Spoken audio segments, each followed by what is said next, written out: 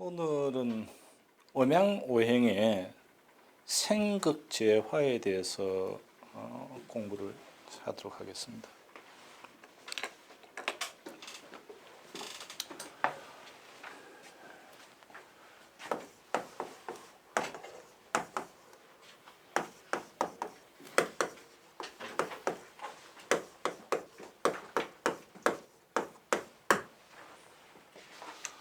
이 생극재화라는 것은 당사주에는 없습니다.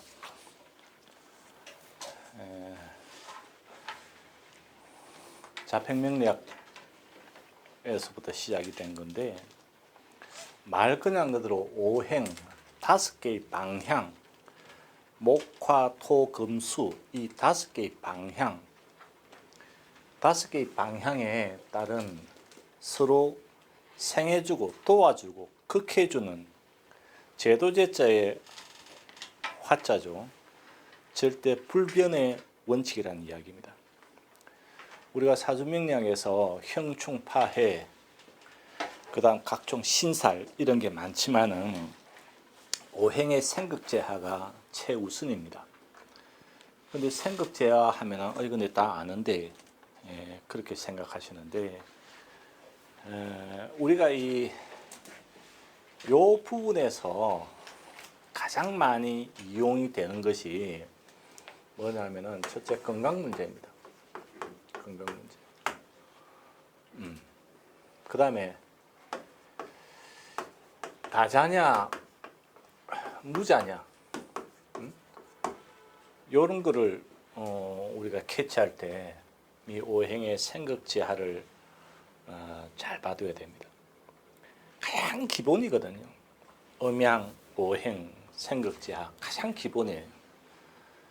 우리가 학교 일에 다닐 때 보면은 예비고사, 전교, 수석이 아니고 전국 1등 그죠? 그런 학생들은 옛날에 보면은 막 신문에 막 났어요. 그죠? 기자들이 찾아가가지고 어떻게 해서 전국 예비고사 1등 했느냐 이래 물어보면은 한결같이 하는 말이 기본에 충실했습니다. 그죠? 학교 공부 열심히 했습니다. 그러더라고. 난 그때 거짓말 같더라고. 그 말 들을 때마다 하여튼 기본에 우리가 충실해야 되는 거예요. 자,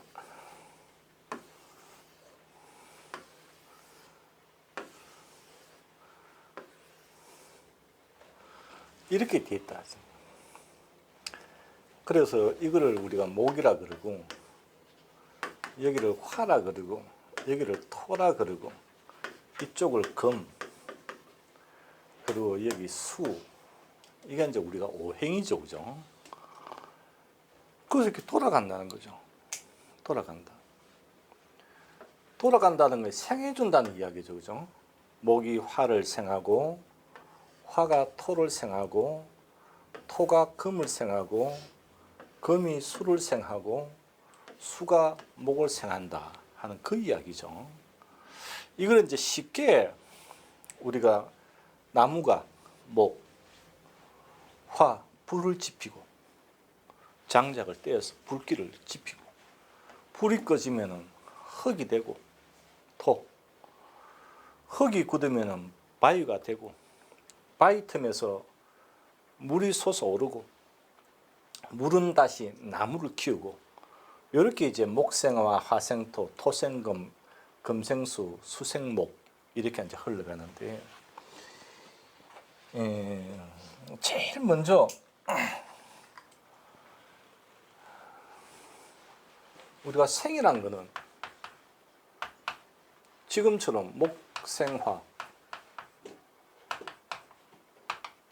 화생토, 또 토생금, 금생수, 수생목 이렇게 간다는 거지. 요거를 나중에 배울 거지만은 우리가 십성으로 한번 봐보면은 십성으로 보면은 이게 이제 비견이 되죠, 그죠? 비견. 요게 비급이 되고, 요게 이제 식상이 되고, 요게 재성이 되고, 요게 관성이 되고, 요게 인성이 된다는 거지. 나중에 십성에 가서 배울 거지만은. 그러면은 남자 여자에 따라서 우리가 육친론을 보면은 조금씩 다르지만은 일단 내가 만일 화라고 했을 목이라고 했을 때, 예? 그럼 목이라는 거는 내가 목이란 건 뭐냐면 내 일간이 갑 아니면 을이라는 이야기지. 사주팔자에 내 일간이 갑 아니면 을이었을 때, 그럼 화는 뭐냐면 식상이란 거야. 그럼 이 부분은 우리가 공통적으로 누구를 이야기하냐면 부하 직원을 이야기하는 거지. 부하. 내가 도와줘야 될 상대, 내 하수들, 내 직원, 내가 도와줘야 되는 거라. 내가 가르쳐 줘야 되고, 이끌어 줘야 되고, 지시해야 되고, 폐를 지불해야 되고. 이게 여명에서는 자식이 되지, 그지? 자녀. 여자가 내가 도와줘야 될 아이들이라는 이야기지. 도와줘야 될 아이들. 그럼 재성은 뭐냐 하면은 우리가 육춘으로 봤을 때 이거는 즉 아비부자예요. 아버지. 아비부자예요. 여기는 연명으로 보면은 이거는 남편을 이야기하지. 남편. 그럼 나를 도와주는 거, 내가 잘 되게끔 도와주는 거는 남자나 여자나 이 전부 다 어머니다 말이에요. 어머니. 그래서 여기서 내가 도와주는 것이 아버지란 내 부하라는 이야기고, 여자의 경우에는 내가 도와줘야 되는 것이 내 자녀라는 이야기지.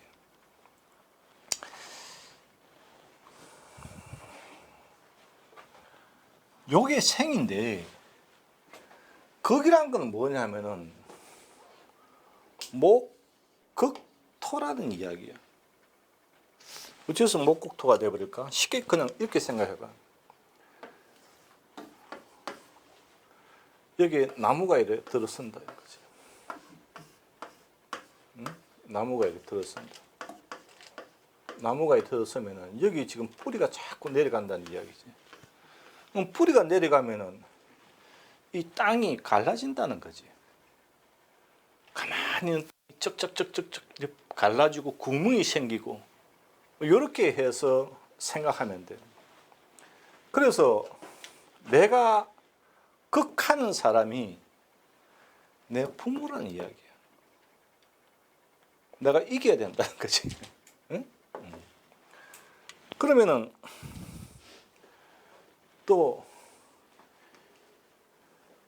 화는 뭐를 극해버리냐 하면은 금을 극한다는 거지. 화극금. 저기 포항제철이라든가 광양제철에 가면은 그 전부 원료가 철강석이잖아요, 그죠? 철강석. 그 철강석을 호주라든가 이런 데서 가지고 오는 배가 몇만 톤, 몇십만 톤짜리 벌크선으로 들어오거든. 그래서 이제 포스코 또 광양제철 그 부두에 가면은 부두가 대단히 큽니다. 웅장합니다. 그 배가 이 부둣가에 딱 접안을 하면은 그 철강석이 얼마나 무거워요. 그걸 어떻게 운반하느냐.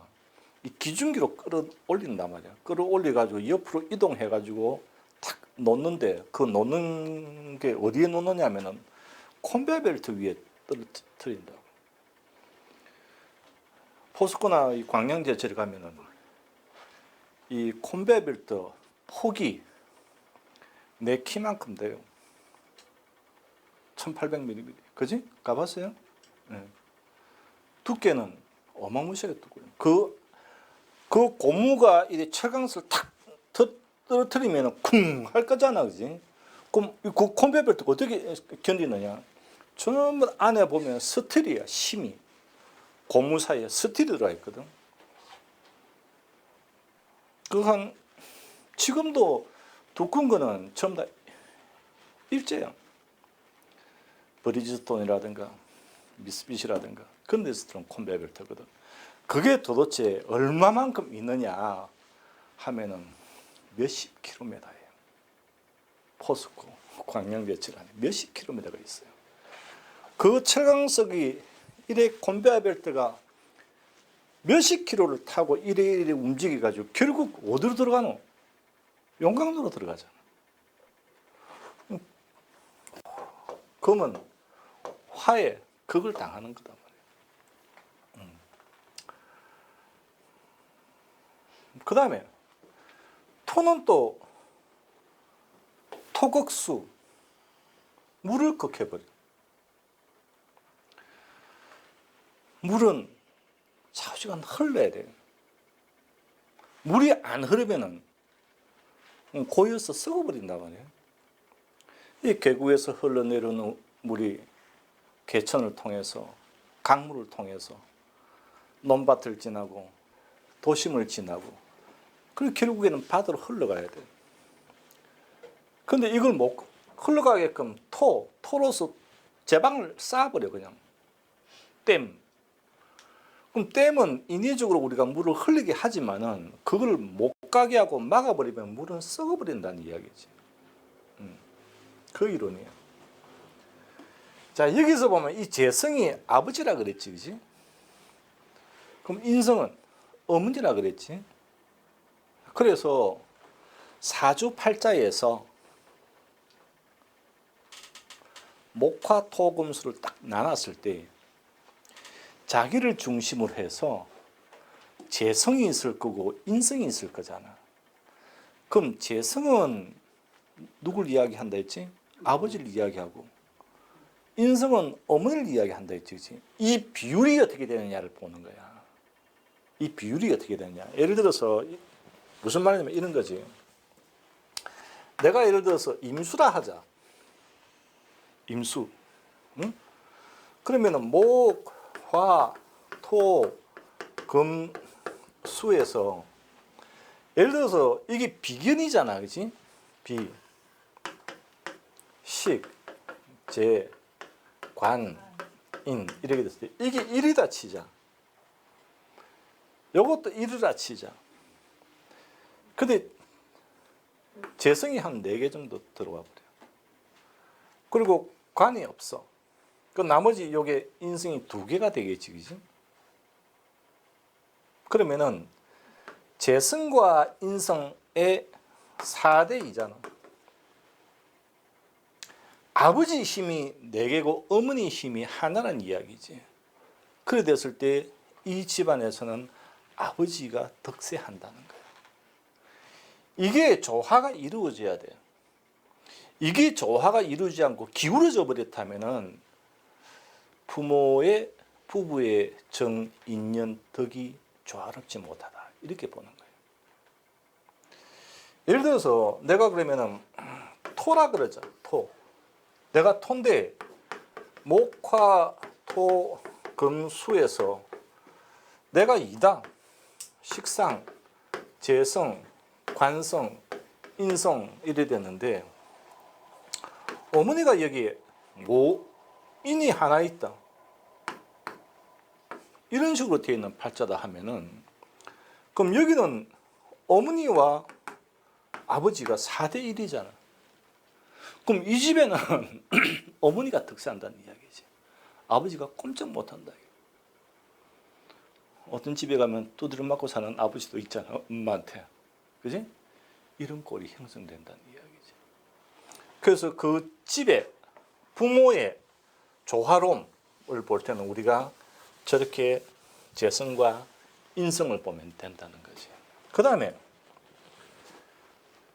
금은 뭐를 목, 도끼, 칼, 낫, 전기톱 이런 걸 가지고 목을 극해버리잖아. 그래서 뭐 이게 누구? 남편이잖아. 응? 여자를 보면 남편이 자기를 극하는 존재라는 이야기죠. 자기를 못 살게 만드는 존재란 이 이야기예요. 여기에서 우리가 이 육친론은 그 다음에 이제 수는 이 화를 극하는데 우리가 나중에 십성론에서 잘 배우겠지만은 이 생극재화를 우선 육친론에 먼저 딱 대비를 했을 때 보면은 자 여명 여자 팔자에서 사주에 식상이 많다. 그럼 누가 많다는 뜻이지? 자식이 많다는 뜻이잖아. 그럼 여자 팔자에서 자식이 많다는 것은 첫째는 뭐 남자 좋아한다는 그런 이야기가 되겠지, 그렇지? 식상은 나 유방이라는 이야기야. 남자가 많다는 그런 이야기가 될 수 있다는 이야기야. 식상이 많다 했을 때. 그 다음에 이게 식상이 강해버리면은 식상은 누구를 극하노? 남편을 극하지. 그래서 식상이 많은 팔자는 결국 나이 애들이 커서 한 5살 이상 이래 되면은 애들 등살에 남편이 극당한다. 결국 남자가 싫어진다는 이 이야기야. 남편이 싫어진다. 식상이 많았을 때는 그런 꼴이 나와버린단 말이에요. 그 다음에 재성은 인성을 극한다 그랬지, 그치? 즉 아버지는 어머니를 극한다는 이야기야. 남자가 여자를 극한다는 이야기지. 여기서 보면은 남편이 나를 극하듯이. 그래서 이 두 개의 꼭 토수가 아니라도 여기가 재성, 여기가 인성이 될 수도 있잖아. 재성과 인성의 조화로움을 우리가 봐야 되거든. 그래서 첫 번째 육친론에서 부모의 조화가 이루어지느냐 안 이루어지느냐, 거의 1대1이 되느냐 2대2가 되느냐 3대3이 되느냐 이렇게 봐야지. 한쪽이 1인데 한쪽이 4, 또 한쪽이 빵꾸 없는데 한쪽이 3 이렇게 되면은 그것이 아버지 쪽이냐 어머니 쪽에 따라서 그 집안의 부모의 인연과 정과 덕이 기울어져 버린다. 문제가 생기는 이야기지. 그 다음에 이걸 육춘으로 안 보고 십승으로 보면 돈이잖아. 재성이란 게. 그렇지? 그래서 장례식장에 가봐. 막 이렇게 상주들이 앉아 있는데 아이고 아직까지 둘째 놈이 안 왔네. 이놈 지금 뭐 와노노.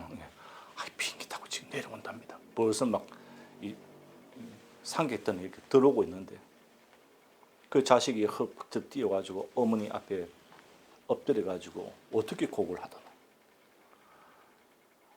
아이고 우리 엄마 이제 내가 돈 좀 벌어가지고 어머니 호강시키려 했더만은 이렇게 가시면 어떻게 합니까? 그렇게 이야기하잖아. 제가 많을 때 얘가 그걸 당한단 말이에요. 돈을 벌었는데 어머니는 돌아가신단 말이에요. 그런 이야기예요. 네? 그 다음에 관성. 내가 비견이 1인데 관성이 5다? 이제 그런 사주를 우리가 정평간 혼잡 사주라 그러지. 관이 많은 사주. 관이 많다는 것도 역시 식상이 많다는 것과 마찬가지로 남자가 많다 이래 되는데, 예를 들어서 내가 여기